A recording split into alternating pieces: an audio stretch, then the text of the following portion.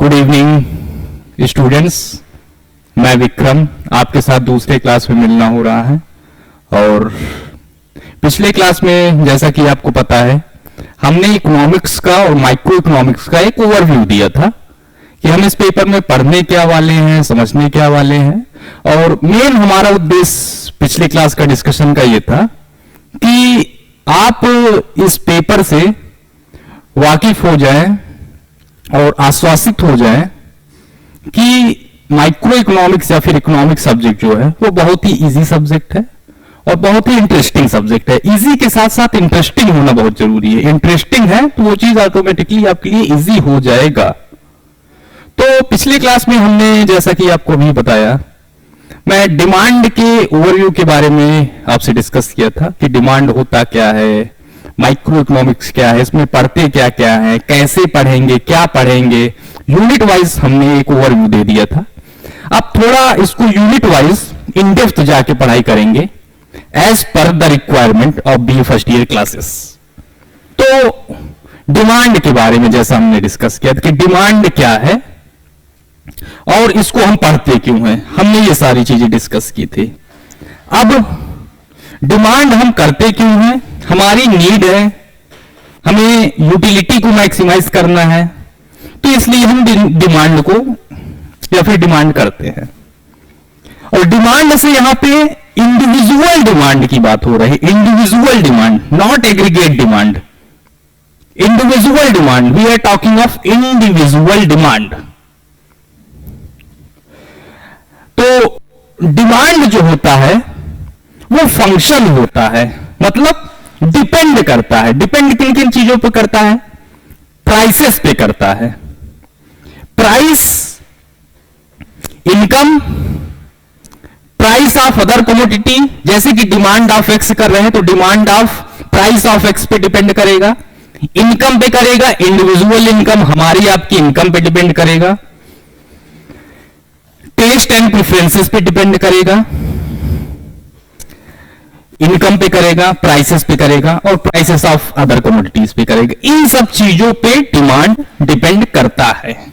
लेकिन जो डिमांड की थ्योरी है, जिसे हम लॉ ऑफ डिमांड कहते हैं, जिसको दिया है एल्फ्रेड मार्शल नाम के इकोनॉमिस्ट ने।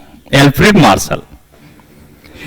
मार्शल का माइक्रो इकोनॉमिक्स में बहुत कंट्रीब्यूशन है, इनकी बुक्स भी हैं, इनके बहुत मेजर कंट्रीब्यूशंस हैं, इनके रिसर्च पेपर्स हैं, पर उतना डेप्थ में हमें आपको जाने की अभी वर्तमान में आवश्यकता नहीं है। तो एल्फ्रेड मार्शल कहते हैं जो डिमांड होता है वो फंक्शन होता है price of the same good. जैसे कि डिमांड ऑफ एक्स कर रहे हैं, फॉर एग्जांपल मोबाइल फोन, हम मोबाइल फोन की डिमांड कर रहे हैं, तो जो कीमत होगी वो भी मोबाइल फोन की ही कीमत से डिपेंड करेगी, ना कि कुर्सी की कीमत पे डिपेंड करेगी या फिर ये पेन लिया हो इस पे डिपेंड करेगी। इस तीन चीजों पे मोबाइल फोन की डिमांड नहीं निर्धारित होती है। मतलब demand of x is a function of price of x. Simple, जिस चीज की हम डिमांड कर रहे हैं वो उसी चीज का फंक्शन है प्राइस का। एक शर्त, एक कंडीशन इन्होंने रखा है, सिर्फ और सिर्फ एक कंडीशन। वो कंडीशन क्या है? अदर थिंग्स रिमेनिंग कांस्टेंट, जिसको इन्होंने कह दिया ceteris paribus. Other thing remaining constant, अन्य चीजें समान होनी चाहिए। अगर अन्य चीजें समान है तो demand of particular commodity depend on prices. ठीक, अब कंडीशन के बारे में बात कर ले कि सेट्रिस पैरिबस में क्या क्या चीजें आती हैं। सेट्रिस पैरिबस में क्या क्या चीजें आती हैं? इसमें हमारी इनकम आती, हमारे आपकी इनकम आएगी। प्राइस ऑफ अदर कमोडिटीज आएगा। अदर कमोडिटीज मतलब सब्स्टिट्यूट के प्राइसेस भी हो सकते हैं, कॉम्प्लीमेंट्री भी प्राइसेस हो सकते हैं, इन सब चीजों की भी प्राइसेस हो सकते हैं।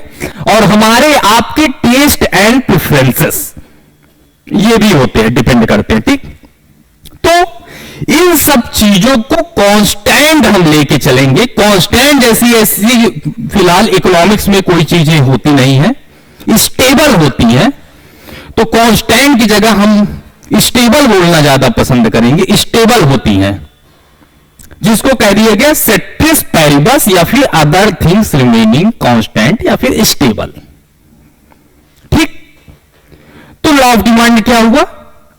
किसी भी चीज की जब प्राइस बढ़ेगी तो डिमांड कम हो जाएगा।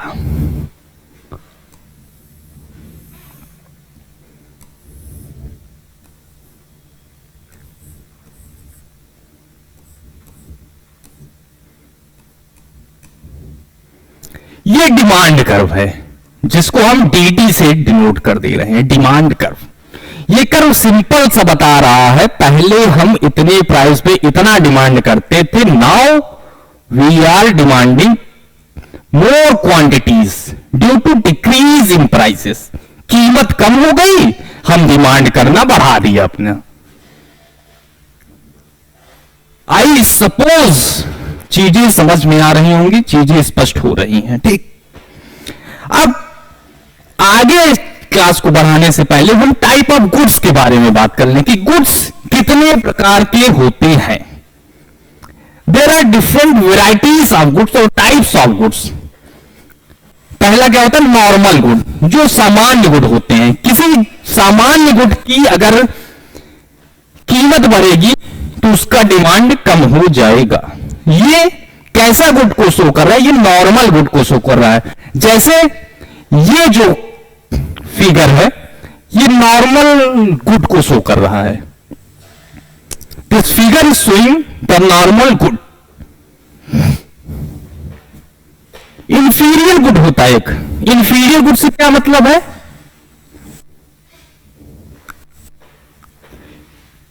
आपकी इनकम बढ़ रही है तो भी डिमांड घट रहा है। ये पैराडॉक्सिकल चीज देखने को मिल रहा है कि इनकम आपकी बढ़ रही है तो भी डिमांड कम हो रही है आपकी। ये क्या शो करता है? इंफीरियर गुड्स को शो करता है। एक सब्स्टिट्यूट गुड होता है। सब्स्टिट्यूट गुड्स में क्या होता है? अगर सब्स्टिट्यूट गुड की प्राइस बढ़ेगी तो डिमांड बढ़ेगा। जैसे फॉर एग्जांपल चाय और कॉफी। चाय की कीमत बढ़ेगी, हम कॉफी का डिमांड बढ़ा देंगे। ठीक, चाय 10 रुपए से 20 रुपए हो रही है। वैसे एक्सेप्शन हो सकता है कि चाय पीने है तो पीना है, चाहे 100 रुपए की हो जाए चाहे 500 रुपए की है, चाय पीना है तो पीना है। पर बहुत लोगों के केसेस में ऐसा नहीं होता है। ठीक, कुछ लोगों के केसेस में हो सकता है, लेकिन बहुत लोगों के केसेस में ऐसा नहीं होता। और एम्पिरिकल स्टडीज बताती भी हैं, कई सारी एम्पिरिकल स्टडीज भी उस पर हुए, रिसर्च भी उस पर हुई, तो ये बताते भी हैं कि सब्स्टिट्यूट गुड्स के प्राइसेस जब बढ़ेंगे तो डिमांड बढ़ेंगे। ठीक, जैसे चाय और कॉफी का एग्जांपल हमने लिया। कॉम्प्लीमेंट्री गुड्स वहीं पे अपोजिट डायरेक्शन में चलते हैं। कॉम्प्लीमेंट्री गुड्स के केसेस में जब प्राइस बढ़ेगी तो डिमांड कम हो जाती है। फॉर एग्जांपल चीनी और चाय की पत्ती। चीनी की कीमत बढ़ जाएगी तो चाय पत्ती क्या क्या होगा? डिमांड कम हो जाएगा। ये कॉम्प्लीमेंट्री है, चीनी चाय पत्ती साथ में यूज होती है इसलिए। या फिर दूध और चाय पत्ती और अच्छा कॉम्प्लीमेंट्री चीज है ये तो। चीनी का तो बहुत जगह यूज होता है, लेकिन दूध और चाय पत्ती का साथ में बहुत ज्यादा यूज होता है। तो कॉम्प्लीमेंट्री गुड्स के केस में इनवर्सली रिलेटेड होते हैं प्राइसेस एंड डिमांड्स। वहीं सब्स्टिट्यूट गुड्स के केस में प्राइस और डिमांड डायरेक्टली प्रोपोर्शनल होते हैं, डायरेक्टली रिलेटेड होते हैं। तो ये हो गए type of goods. There are few other types of goods, वो आगे की क्लासेस में हम चर्चा करेंगे, या फिर अभी आने वाले समय में हम चर्चा करेंगे। पर इतने गुड्स को हमें जानने की, समझने की आवश्यकता इसलिए थी, इसका यूज है अभी के क्लास में। क्लास को बढ़ाने में इन सब चीजों का यूज है। अब एक चीज होता है इलास्टिसिटी, जिसको हम स्मॉल ई से डिनोट करते हैं। अन्य किताबों में अलग अलग डिनोटेशन होता है, पर मोस्ट ऑफ द बुक्स में स्मॉल ई से डिनोट करते इलास्टिसिटी को। इलास्टिसिटी क्या होता है? लचीलापन। सिंपल टर्म समझे या फिर फिजिक्स के टर्म में समझे, इसका फिजिक्स में बहुत ज्यादा यूज है, इकोनॉमिक्स में भी बहुत ज्यादा यूज है। साइंस के, क्योंकि क्लास 12 आप पास करके आए हैं, साइंस के कुछ स्टूडेंट्स होंगे, मोस्ट ऑफ द साइंस के स्टूडेंट्स इकोनॉमिक्स को लेते हैं, तो इसलिए फिजिक्स का मैं डिस्कशन कर रहा हूं, फिजिक्स। तो इलास्टिसिटी मतलब क्या होता है? रिस्पॉन्सिवनेस, लचीलापन। एक के रिस्पेक्ट में अगला कितना रिस्पॉन्सिव है, रिस्पॉन्सिवनेस। ठीक, इलास्टिसिटी मतलब रिस्पॉन्सिवनेस। जैसे x के रिस्पेक्ट में y कितना चेंज हो रहा है, या फिर प्राइस के रिस्पेक्ट में क्वांटिटी कितना चेंज हो रहा है। किसी चीज का प्राइस इतना चेंज हुआ तो उसमें क्वांटिटी में कितना चेंज आया। जैसे प्राइस इलास्टिसिटी, पीई से डिनोट कर दे रहे हैं प्राइस इलास्टिसिटी। इसका मतलब क्या हुआ कि इस चीज के कीमत में चेंज होने से डेल्टा पी बाई पी, इसका मतलब क्या है? परसेंटेज चेंज इन प्राइस के चेंज होने से क्वांटिटी में कितना चेंज आया, उस पर्टिकुलर चीज के क्वांटिटी में कितना चेंज आया। और ये क्या शो कर क्या रहा है? ये सिंपल शो कर रहा है परसेंटेज चेंज।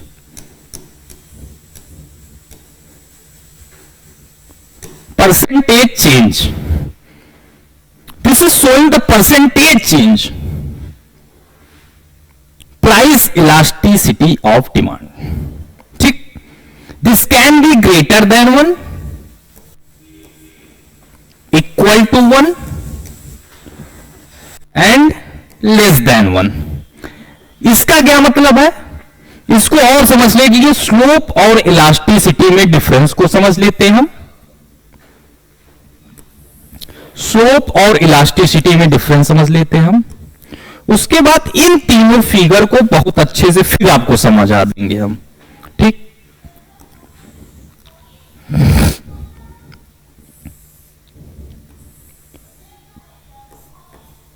ये D1, ये D, यहां से कर्व पहले यहां पे था, OD1 पे मान लीजिए कर्व है, फिर OD1 पे चला गया, OD पे था OD1 पे चला गया। तो इसका मतलब क्या है? किसकी इलास्टिसिटी ज्यादा है, किसकी इलास्टिसिटी कम है। ठीक, कौन ज्यादा इलास्टिक है, कौन कम है, मतलब रिस्पॉन्सिवनेस। अब एक फिगर और हम बनाते हैं।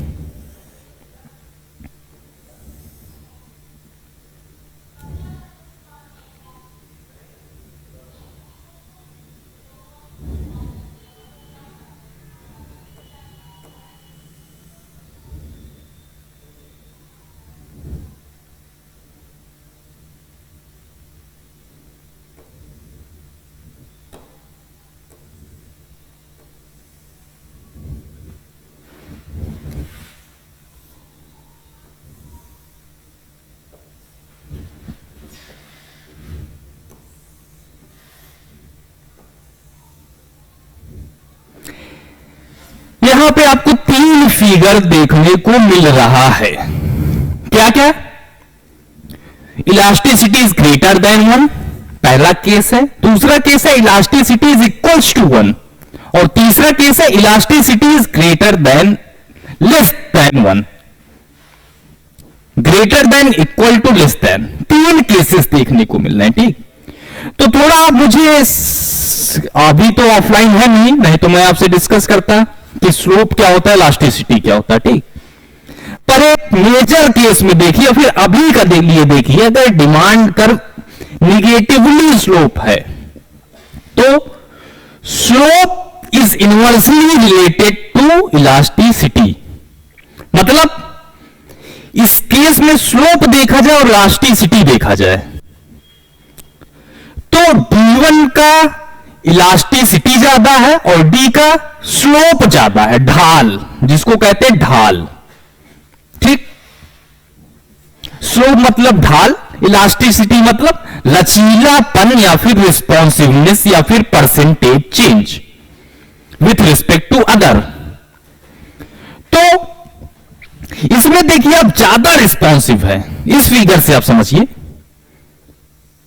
पहले इक्विलिब्रियम हमारा P था और Q, ठीक, अब P से P1 की तरफ आ गए, प्राइस हो गया। तो देखिए क्वांटिटी में बहुत ज्यादा चेंज आ गया, हल्का सा प्राइस डिक्रीज हुआ, क्वांटिटी में बहुत ज्यादा चेंज आया। Q से Q1 हुआ, P से P1 हुआ प्राइस। तो इसका मतलब इसकी इलास्टिसिटी बहुत ज्यादा है with respect to this.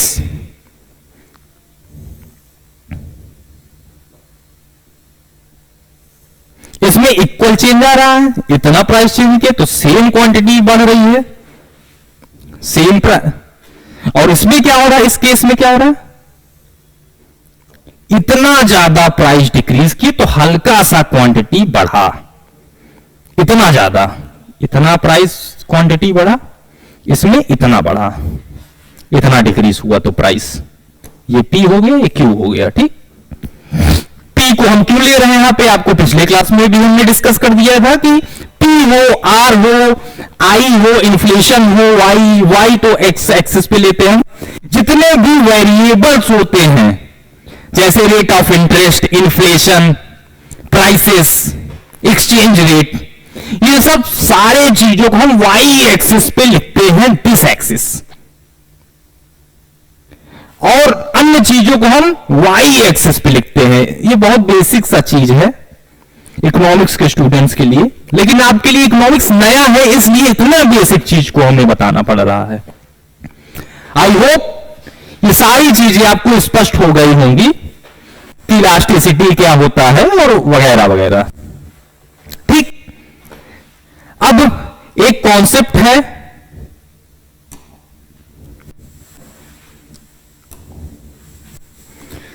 Arc elasticity. ये तो जो इलास्टिसिटी हमने पाया, ये पॉइंट इलास्टिसिटी पाया था, पॉइंट ए पे कितनी इलास्टिसिटी है हमको वो मिलेगा, लेकिन हम पॉइंट ए और बी से दो पॉइंट के बीच में इलास्टिसिटी निकालना हो तो उसे कहते हैं आर्क इलास्टिसिटी।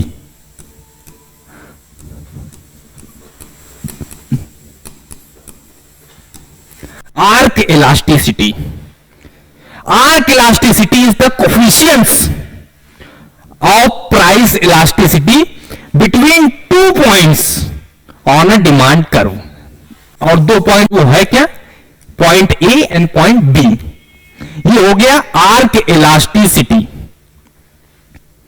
ऐसे ही इनकम इलास्टिसिटी होता है। देखिए एक इलास्टिसिटी से सारी इलास्टिसिटी हमें क्लियर हो रही है कि प्राइस इलास्टिसिटी क्या होते हैं, आर्क इलास्टिसिटी क्या होता है, इनकम इलास्टिसिटी क्या होता है, क्रॉस इलास्टिसिटी क्या होता है। इनके यूजेस हैं डे टू डे लाइफ में, हम इसलिए पढ़ रहे हैं ये सारी चीजें।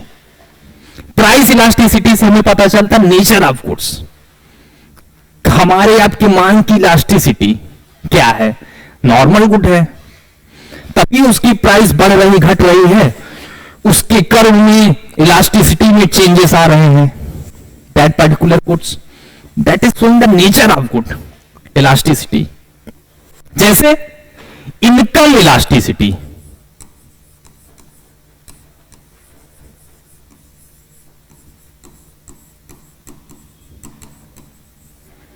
Income elasticity.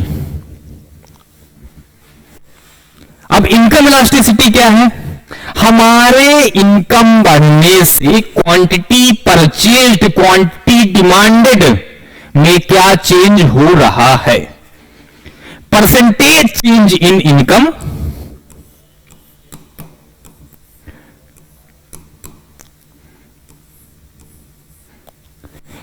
ठीक, दिस इज द रेशियो बहुत भाषाओं में एक ही चीज को आप कई भाषाओं में बोल सकते हैं। Income elasticity is the percentage change in the quantity demanded to the ratio percentage change in income, या फिर इनकम के बढ़ने से या फिर घटने से या फिर चेंज होने से क्वांटिटी डिमांडेड में क्या चेंज आ रहा है, ये इनकम इलास्टिसिटी को शो कर रहा है, इनकम के रिस्पॉन्सिवनेस को शो कर रहा है, क्वांटिटी डिमांडेड के रिस्पॉन्सिवनेस को शो कर रहा है। Income elasticity of demand.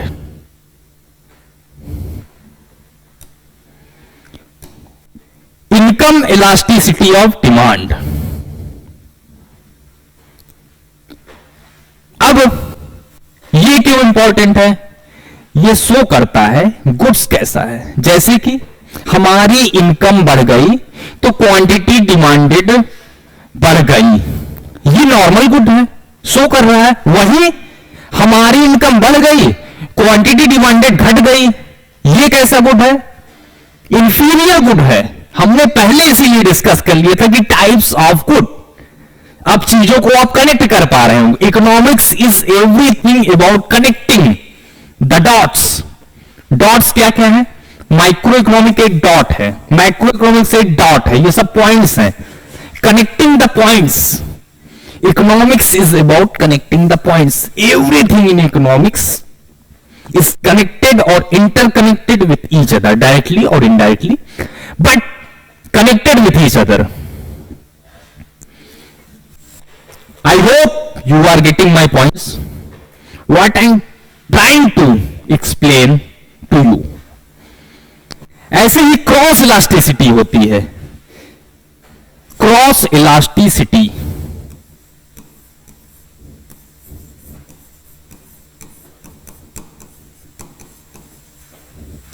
ये क्या होता है? Cross elasticity. अब मान लीजिए Y के प्राइसेस में चेंज होने से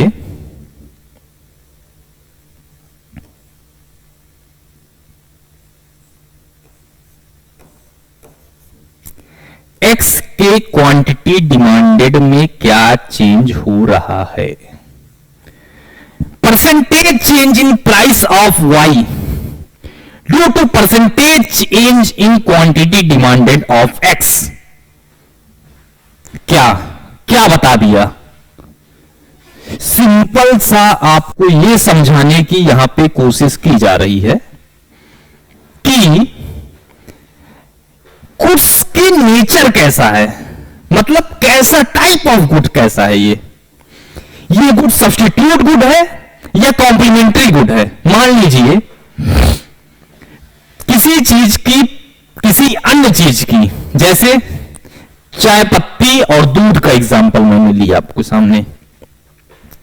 चाय पत्ती की कीमत बढ़ गई तो चाय की कीमत बढ़ेगी कि घटेगी? चाय पत्ती और चाय क्या है? कॉम्प्लीमेंट्री गुड्स हैं, ये दोनों साथ में यूज होते हैं, तो उसका डिमांड कम हो जाएगा। वही सब्स्टिट्यूट गुड है तो क्या होगा? डायरेक्टली प्रोपोर्शनल होंगे। प्राइस ऑफ टी बढ़ेगा, कॉफी की डिमांड में क्या होगा? इंक्रीज होगा। सब्स्टिट्यूट गुड है, डायरेक्टली प्रोपोर्शनल, ये हमने आपको बताया। तो ये चीजें देखने को मिलेगा हमें, आपको। आई होप चीजें आपको क्लियर हो रही होंगी।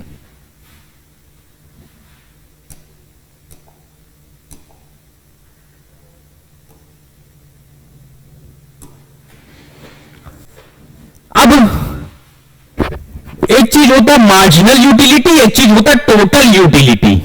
टोटल यूटिलिटी क्या है?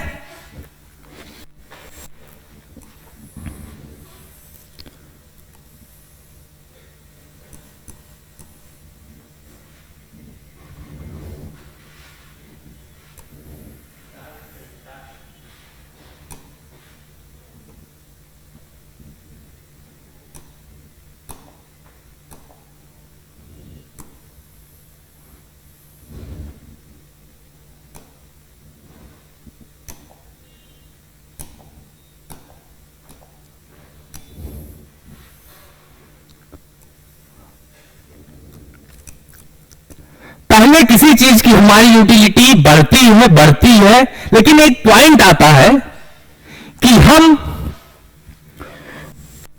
हमारी आवश्यकता पूरी हो जाती है, हमारी वांट्स पूरी हो जाते हैं, तो यूटिलिटी उस चीज की डिक्लाइन होने लगती है। तो टोटल यूटिलिटी कर्व कुछ इस तरीके का बनता है।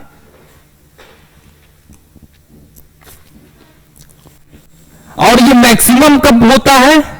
जब मार्जिनल यूटिलिटी यहां आ जाता है, जीरो।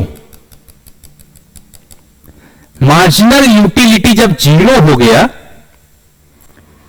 तो टोटल यूटिलिटी क्या होता है? मैक्सिमम पीक पे चला जाता है। अब जब मार्जिनल यूटिलिटी डिक्लाइन हो रहा है तो टोटल यूटिलिटी क्या होता है? डिक्लाइन होना स्टार्ट कर जाता है। This is total utility and marginal utility. अब मार्जिनल यूटिलिटी क्या है? किसी चीज का कंज्यूम करने से आपको 10 यूटिलिटी मिलता था, अब उस चीज को कंज्यूम करने से 12 यूटिलिटी मिलने लगा है, तो +2 हो गया मार्जिनल यूटिलिटी। और ये क्या है? इंक्रीज हो रहा है, लेकिन 12 के बाद आप 11 हो गए। यहां पे क्या हुआ? -1। मार्जिनल यूटिलिटी डिक्लाइन होने लगी। जो टोटल यूटिलिटी में एक्स्ट्रा ऐड हो रहा है वही है marginal utility. Change in utility को शो करता है मार्जिनल यूटिलिटी। किसी चीज का मार्जिन चेंज को दिखा रहा है, मतलब दिस वन, ठीक, मार्जिनल यूटिलिटी। ये हो गया total utility and marginal utility.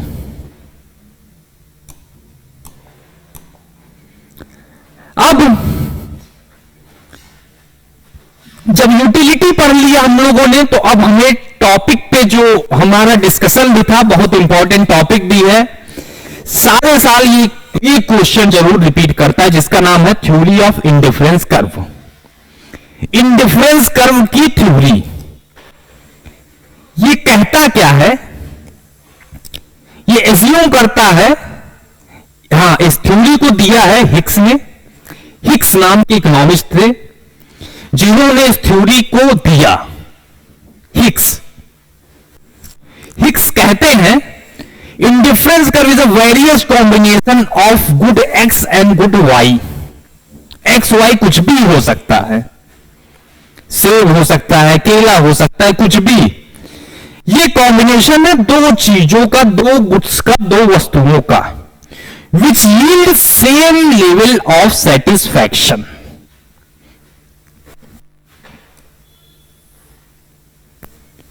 Good X और good Y।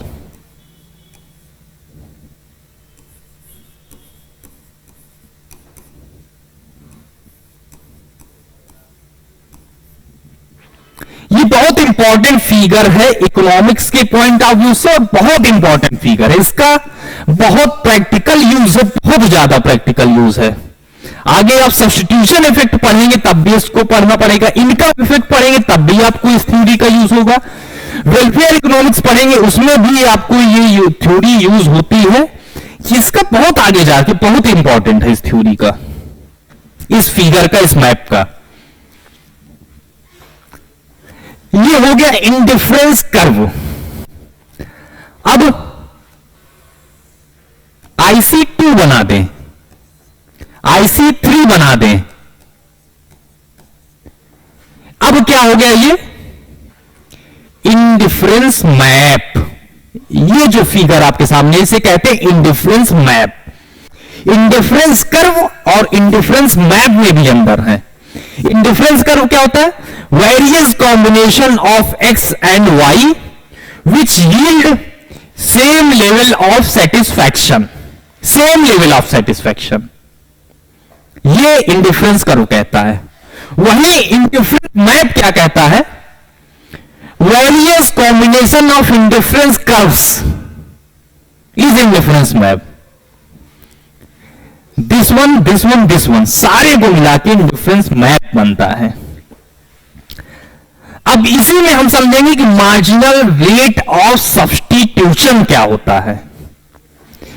बहुत ही सिंपल और बहुत ही इंटरेस्टिंग है, और ये भी आपके डे टू डे लाइफ में, प्रैक्टिकल लाइफ में बहुत ही ज्यादा यूज है इसका, मार्जिनल रेट ऑफ सब्स्टिट्यूशन।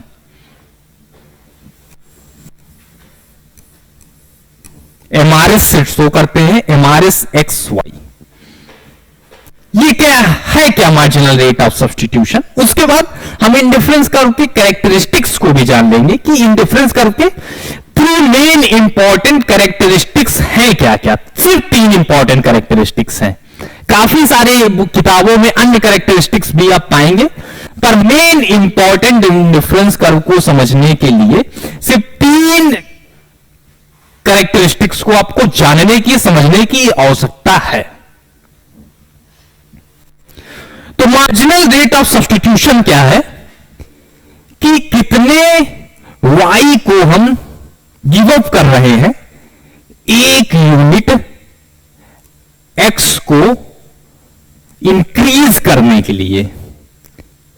कितने y को गिव अप कर रहे हैं 1 यूनिट x को बढ़ाने के लिए।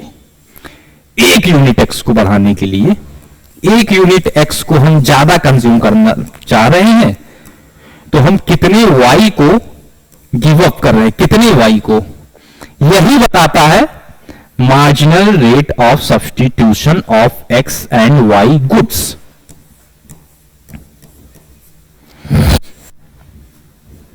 ठीक, बहुत ही सिंपल चीजें हैं, इसमें कुछ है ही नहीं।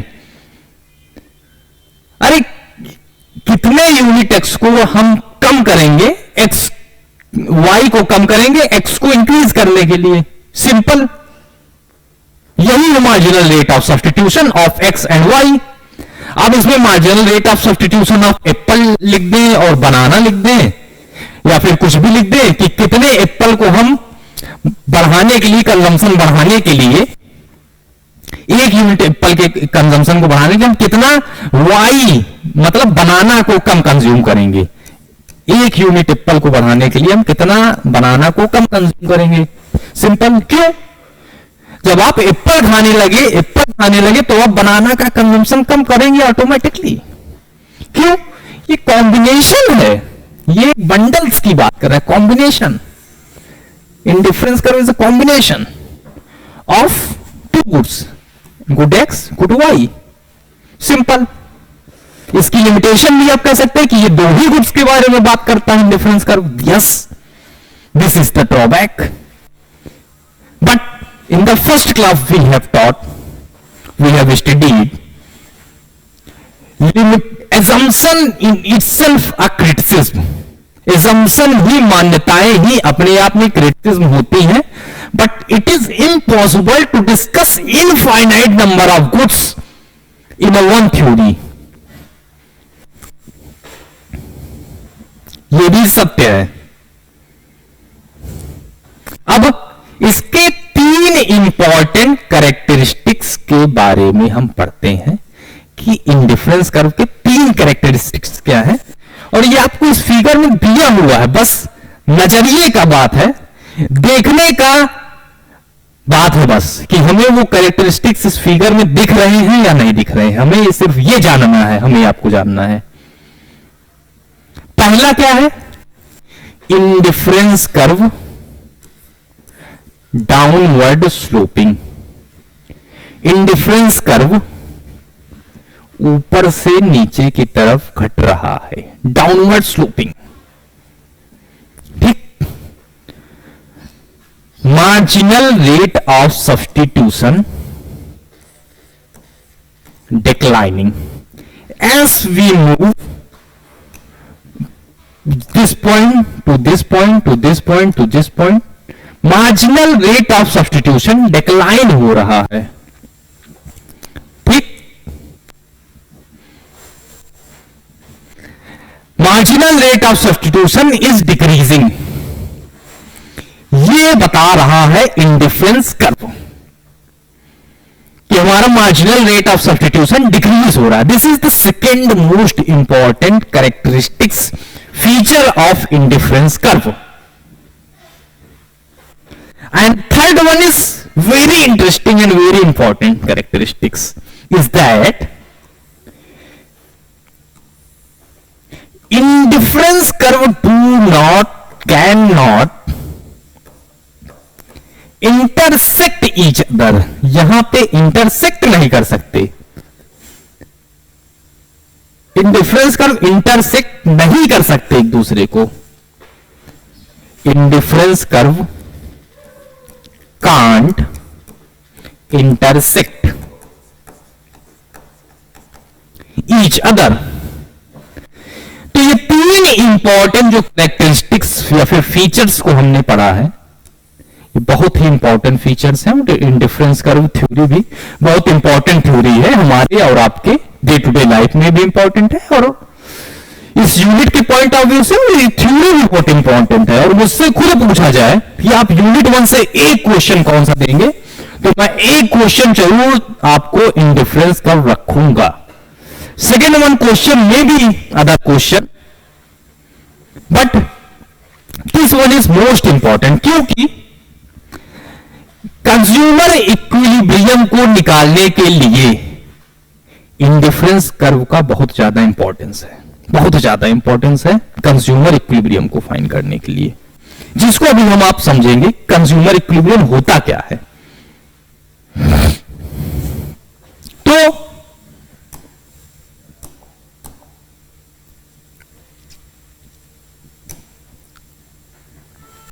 ये हो गया इंडिफरेंस कर्व. अब बजट कॉन्स्ट्रेंट पे आते हैं. सबके व्यवहारिक जीवन से पहले शुरू करते हैं, डे टू डे लाइफ से शुरू करते हैं. हमारे आपके घर से मान लीजिए 5,000 रुपए मिलते हैं, ठीक.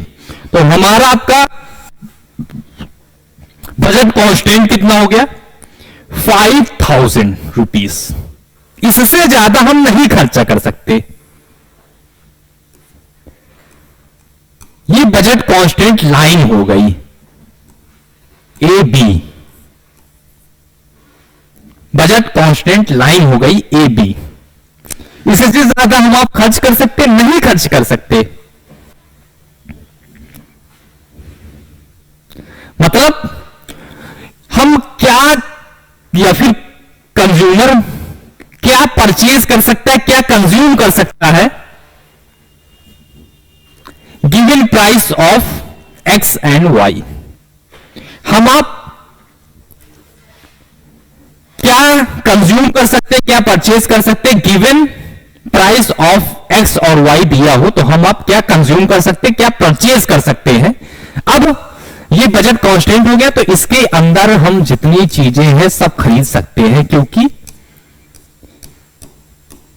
ये हमारे बजट में है.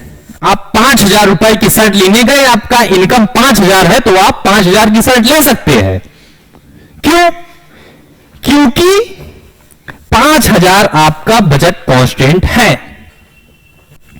पर क्या आप 6,000 की शर्ट ले सकते हैं?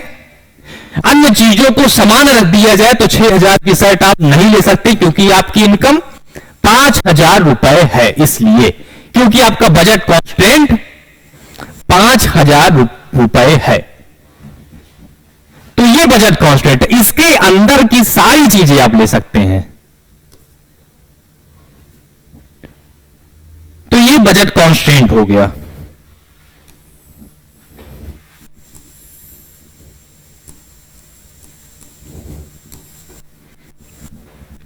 अब इंडिफरेंस कर्व हमने पढ़ा था. इंडिफरेंस कर्व को यहां थोड़ा मिक्स करते हैं, थोड़ा और इंटरेस्टिंग बनाते हैं चीजों को.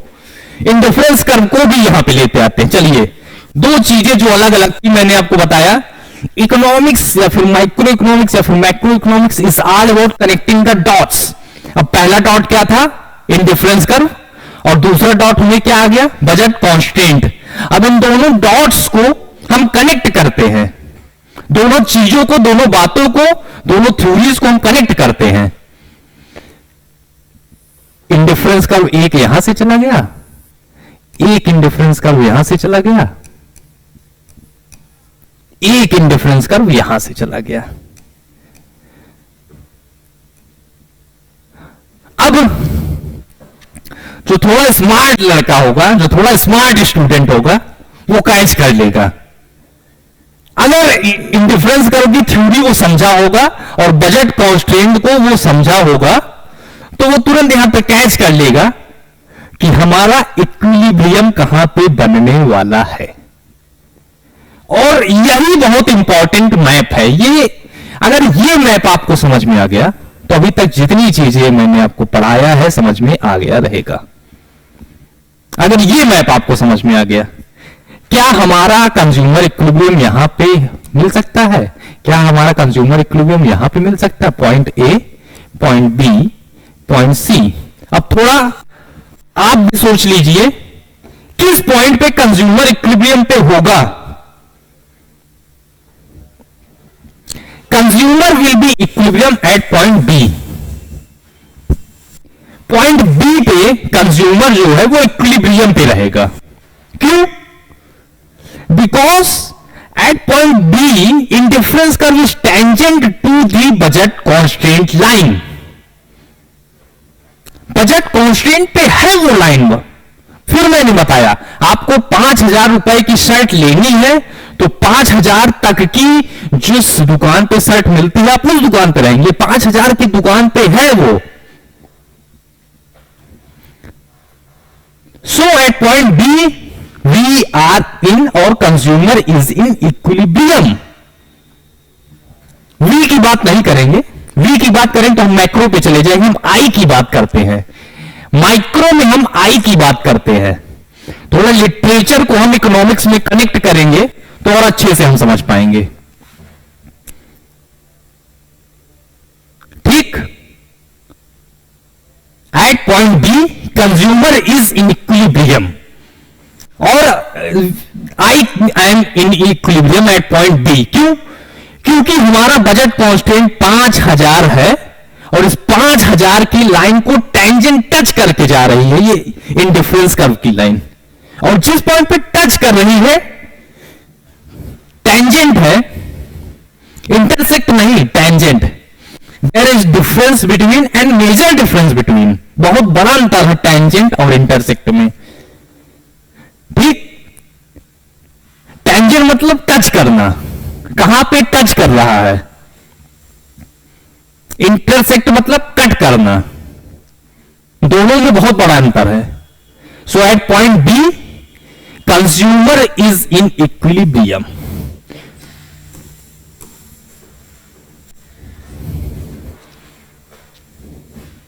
ये कंज्यूमर इक्विलिब्रियम है।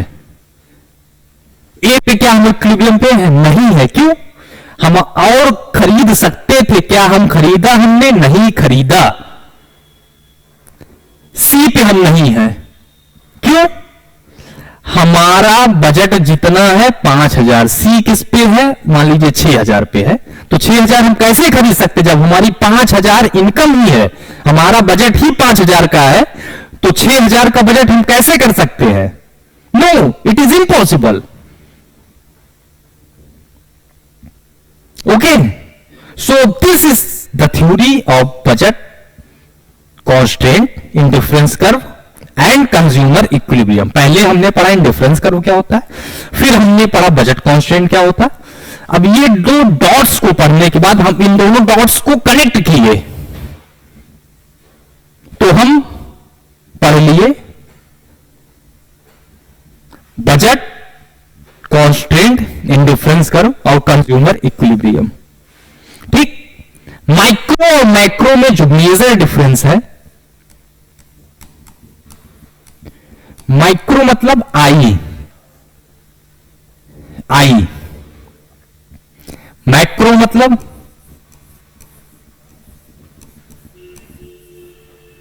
वी।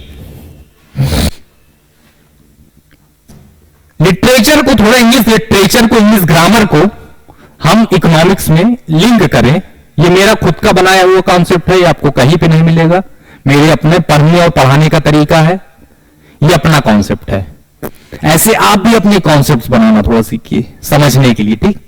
जब माइक्रो की बात आती है हम सिर्फ मैं की बात करते हैं, अपने बजट की बात करते हैं, अपने इंडिफरेंस कर्व की बात करते हैं, अपने डिमांड की बात करते हैं। मतलब इंडिविजुअल की बात करते हैं, हम किसी व्यक्ति विशेष की बात करते हैं। लेकिन वही मैक्रो जब आ जाता है तो मैक्रो में हम वी की बात करते हैं। वी मतलब हम सब, सभी का बात कर दी है हमने। हम सभी का इनकम मिला के मैक्रो इकोनॉमिक इनकम बनती है। मैक्रो जिसको कहते हैं राष्ट्रीय आय। अब राष्ट्रीय आय थोड़ा टेक्निकल चीज है, खैर इसकी जब डेफिनेशन में जाएंगे तो इकोनॉमिक डेफिनेशन में बहुत ज्यादा टेक्निकलिटी है। एक एक वर्ड की अपनी अपनी इंपॉर्टेंस है नेशनल इनकम के। लेकिन वो मैक्रो इकोनॉमिक्स पेपर में आप यूनिट 1 में पढ़ते हैं। मैक्रो इकोनॉमिक्स जो पेपर है वो बीए सेकेंड ईयर में आपके है, तो उसकी चर्चा फिलहाल नहीं करते हैं। मैक्रो माइक्रो में डिफरेंस क्या होता है ये जान जाए कि जब आप बीए सेकेंड ईयर में जाएंगे तो बस हमसे पढ़ रहे हैं तो आप मैक्रो इकोनॉमिक्स पढ़ेंगे जरूर इन फ्यूचर भी, क्योंकि आप माइक्रो में पास होंगे इसलिए आगे बीए फर्स्ट ईयर के बाद बीए सेकेंड ईयर में मैक्रो इकोनॉमिक्स पढ़ेंगे, आप जरूर पढ़ेंगे। तो ये अंतर है माइक्रो और मैक्रो में। ठीक, अब बजट कांस्टेंट हो गया, कंज्यूमर इक्विलिब्रियम हो गया। अब इनकम कंजम्पशन कर्व क्या होता है, फिर वही फिगर बनाते हैं। देखिए सारे डॉट्स को सिर्फ कनेक्ट करना है। Economics is everything about connecting the dots.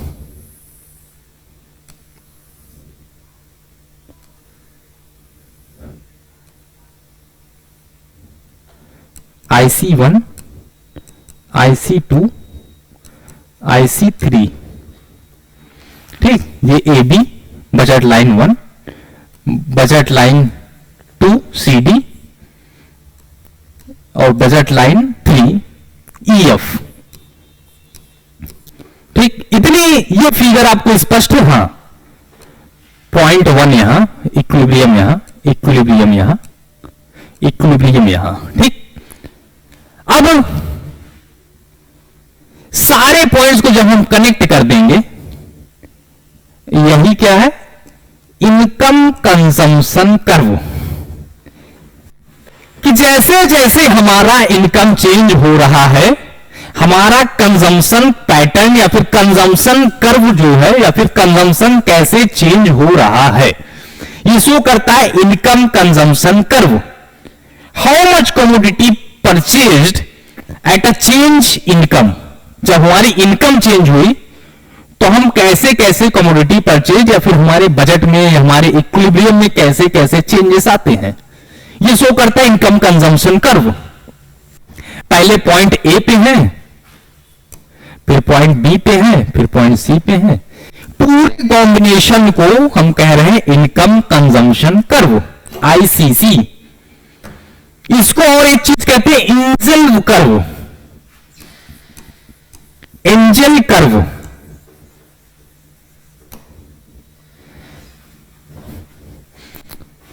ये बहुत इंपॉर्टेंट चीज है, उसका भी एक्सटेंडेड वर्जन है इनकम कंजम्पशन कर्व। किसका एक्सटेंडेड वर्जन है, कंज्यूमर इक्विलिब्रियम का एक्सटेंडेड वर्जन है इनकम कंजम्पशन कर्व। बिना कंज्यूमर इक्विलिब्रियम के आप इनकम कंजम्पशन कर्व समझ ही नहीं सकते, और बिना इनकम कंजम्पशन कर्व समझे आप एंजल कर्व नहीं समझ सकते हैं। तो लेकिन अब आपको समझ में आ गया इनकम कंजम्पशन कर्व क्या है और एंजल कर्व क्या है। और जो आज का लास्ट टॉपिक है आपके यूनिट 1 का भी ऑलमोस्ट लास्ट टॉपिक है, वो है प्राइस कंजम्पशन कर्व।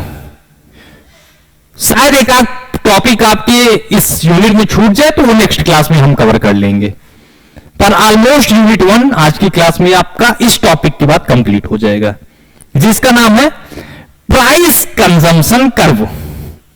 अब प्राइस कंजम्पशन कर्व क्या होता है, हमने बजट लाइंस पढ़ी थी।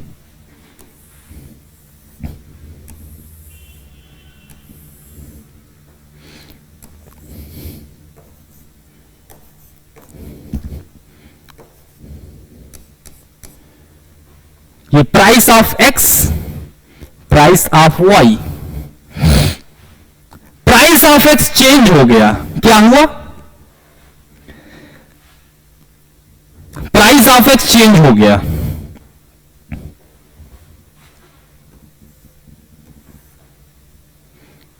ये इक्विलिब्रियम है। क्यों चेंज हो गया?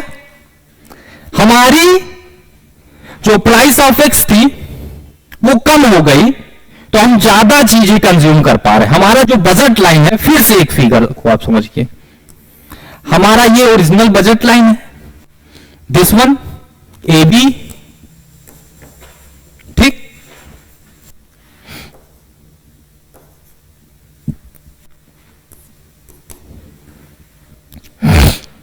ए B is the initial budget line.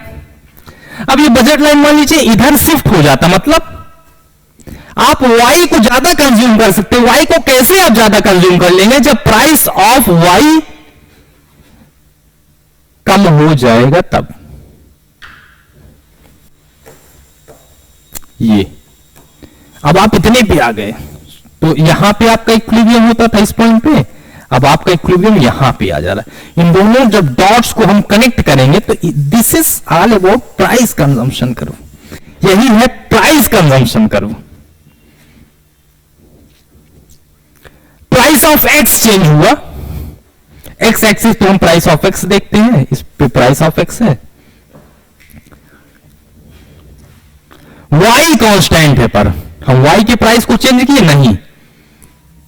Price of y जो y एक्सिस पे लिए हैं हम, सेम प्राइस है, ये चेंज ही नहीं हो रहा। तो प्राइस ऑफ y क्या चेंज हो रहा? नहीं। तो प्राइस ऑफ x क्या हुआ? चेंज हुआ। प्राइस ऑफ y कांस्टेंट है। तब हमारे कंजम्पशन में, प्राइसेस में, या फिर इनकम में, बजट लाइन में क्या चेंजेस देखने को मिल रहे हैं, इक्विलिब्रियम में क्या चेंजेस को देखने को मिल रहे हैं, और उस दोनों डॉट्स को जब हम कनेक्ट कर रहे हैं तो प्राइस कंजम्पशन कर्व हम पा रहे हैं। This is all about today's class. हमने क्या क्या पढ़ा? डिमांड पढ़ा, टाइप ऑफ गुड्स पढ़ा, लॉ ऑफ डिमांड पढ़ा, इलास्टिसिटी के बारे में पढ़ा, कॉस्ट इलास्टिसिटी क्या होता है, इनकम इलास्टिसिटी क्या होता है, प्राइस इलास्टिसिटी क्या होता है, कंज्यूमर इक्विलिब्रियम के बारे में पढ़ा कि कंज्यूमर कब इक्विलिब्रियम में रहेगा, टोटल यूटिलिटी, मार्जिनल यूटिलिटी के बारे में हमने पढ़ा, इंडिफरेंस कर्व के बारे में पढ़ा, जो मोस्ट इंपॉर्टेंट। आई सपोज इस साल आपके एनुअल एग्जाम में, फाइनल एग्जाम में, बीए फर्स्ट ईयर के एग्जाम में, माइक्रो इकोनॉमिक्स के पेपर में यूनिट 1 से इंडिफरेंस कर्व का एक प्रश्न जरूर आएगा। ये मेरा एक्सपीरियंस कह रहा है। मतलब मोस्ट इंपॉर्टेंट टॉपिक पूछा जाए तो इंडिफरेंस कर्व। इंडिफरेंस कर्व क्या है, इसके कैरेक्टरिस्टिक्स क्या है, इसके मेरिट्स क्या है, इसके डिमेरिट्स क्या है, इसको कौन किसने दिया है, तो ये चीजें होनी चाहिए। पर पढ़ने से ज्यादा आपको लिखने पे भी इंपॉर्टेंस देना पड़ेगा। जितना आप पढ़ रहे हैं उसको जरूर आपको लिखना होगा, तब आप समझ पाएंगे। अभी आप लेक्चर देख रहे हैं, क्लास देख रहे हैं, ऑनलाइन देख रहे हैं, ऑफलाइन देख रहे हैं, पर इसको आपको नोट डाउन करना होगा। इसके मेन जो पॉइंट्स हमने एक्सप्लेन किए, क्योंकि वर्ड टू वर्ड हम यहां पे नहीं लिख पा रहे हैं due to time limitations, we have time limitations. तो आपको समझना होगा चीजों को। इसके बाद आप बुक से भी पढ़िए, पीवाईक्यूज अनसॉल्व ले लीजिए, अनसॉल्व से देखिए क्वेश्चंस कैसे आते हैं यूनिट 1 से। यूनिट 1 आपका ऑलमोस्ट 99% यूनिट 1 आपका कंप्लीट होता है आज की क्लास के बाद। आपको एकदम ब्रीफली, एकदम अप टू डेट, एकदम पॉइंट टू पॉइंट यूनिट 1 में सारी चीजों को स्पष्ट कर दिया गया। शायद कुछ छूट रहा हो तो वो नेक्स्ट क्लास में आपसे हम डिस्कस कर लेंगे। आप कमेंट सेक्शन में जरूर बताइएगा कि कौन सा पॉइंट छूट रहा है यूनिट 1 से। पर ऑलमोस्ट आपका 99% यूनिट 1 कंप्लीट होता है आज की क्लास में, और सारे पॉइंट्स को हमने बहुत अच्छे, बहुत इजी वे में, बहुत सिंपली समझा कि ये सब क्या होते हैं। 7-8 टॉपिक्स को हमने डिस्कस किया आज की क्लास में। तो almost everything have been covered from unit 1 in the paper microeconomics. So we will meet again in the next class. Thank you very much. We will meet in the next class. Thank you very much.